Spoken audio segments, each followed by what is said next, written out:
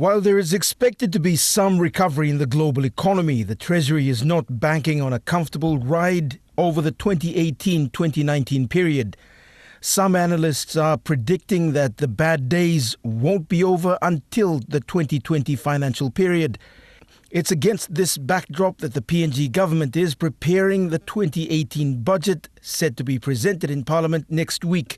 The warning signs have been there for several years. A booming Chinese economy in the mid-2000s, then a slowdown in growth, meaning less demand for raw materials. In Europe, growth has also been slow. In simple terms, big economies aren't spending as much as they used to, and we can't sell as much as we need to keep our economy in a comfortable range. And how does that affect us? Despite the talk about having a diversified economy, having mining, oil, agriculture, manufacturing and all that, there has been no real effort to create that level of diversification that can keep us going comfortably during economic downturns like this.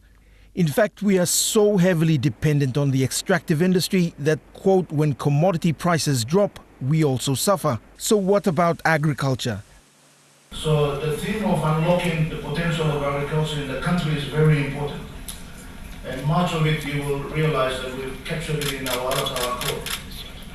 Knowing very well what has been happening to our country and the economy for many, many years. For years, the government has talked about agriculture and the need to create a strong agriculture base. The rhetoric is still ongoing since the last payment of 100 million kina released during the Somare government. Economic commentators also point out that we're getting the basics wrong. The spending on transport infrastructure that will stimulate growth is going to the wrong places.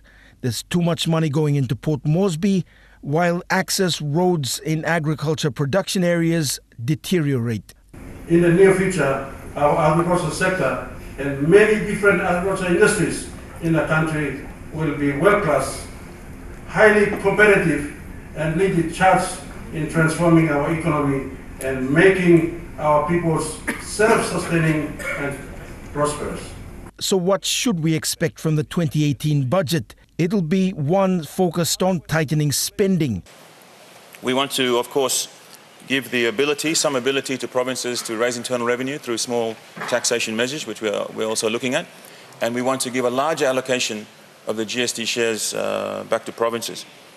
There'll be more focus on tax revenue collection. The government's also focusing on what it's calling broadening the tax base. There may be increases in income tax or GST, depending on which route the government chooses. In the coming budget presentations, I will articulate in some detail some of the achievements there so far. But no one is saying that commitments are perfect, but certainly a lot of progress has been made, and I will articulate those clearly. Scott Waide, National EMTV News, Lae.